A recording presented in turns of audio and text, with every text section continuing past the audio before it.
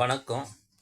நேத்து கரூர் சம்பவத்த பத்தி காலையில ஒரு போஸ்ட் போட்டிருந்தேன். அது தொடர்ச்சியா இன்னும் கொஞ்சம் பேச வேண்டியது இருக்கு. ஏன்னா நெறைய வீடியோஸு ஆ அந்த கட்சிக்காரங்க பண்ண தப்புகள்லாம் வரதான் செய்யுது. அப்படி இருந்தும் இவ்ளோ நடந்தும் அந்த கட்சிக்காரங்க இன்னும் தப்பே விஜய் பண்ணாத மாரியும், கவர்மெண்ட் இடம் தரல அந்த மாரி தான் ப்ளேம் பண்ணிட்டு சப்போர்ட் பண்றாங்க.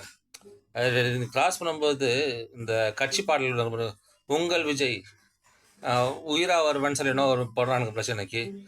உன்னை பார்க்க வந்து 39 பேர் செத்து போயிட்டாங்க. நீ உயிரா வரல, உயிர் கொடுக்க வரல, உயிர் எடுக்க வந்திருக்க.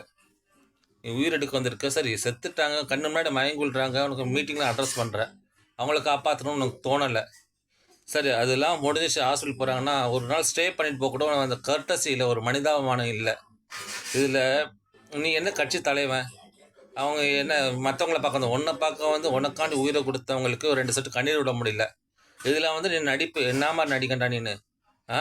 தூத்துக்குடியில் செத்தா அதுக்கு ஒரு 2 நாள் கழிச்சு அந்த ஊர் கிராமத்துக்கு ரொம்ப மூஞ்சி மூடிக்கிட்டா அப்படியே பவ்யமாக போகிறது, நீட்டில் செத்தா அதுக்கு போகிறது எல்லாம் பவ்யமாக போய் நடிச்சு, இப்போ வந்துட்டு உன் கண்ணு முன்னாடி செத்து போகிறதுக்கு அவங்களுக்கு நீ வீட்டில் போய் உட்காந்துரு. என்னத்தை பண்ண?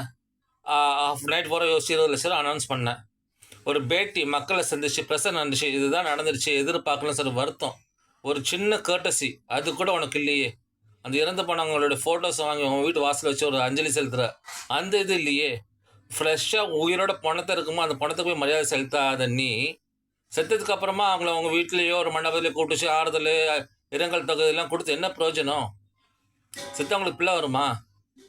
வராதில்ல. அப்புறம் உன் கட்சிக்காரனுக்கு உனக்கு சோறு போடுற அந்த உன் கட்சிக்காரன் அவனுக்கு ரசிகர் இருக்க வரைக்கும் தான் அவனுக்கு மார்க்கெட்டில் வேல்யூ. அந்த மார்க்கெட் வேல்யூ கொடுக்குறான் அவங்களுக்கே நீ இந்த லட்சத்தில் பண்ணும்போது மக்களுக்கு நீ என்ன பண்ண போகிற?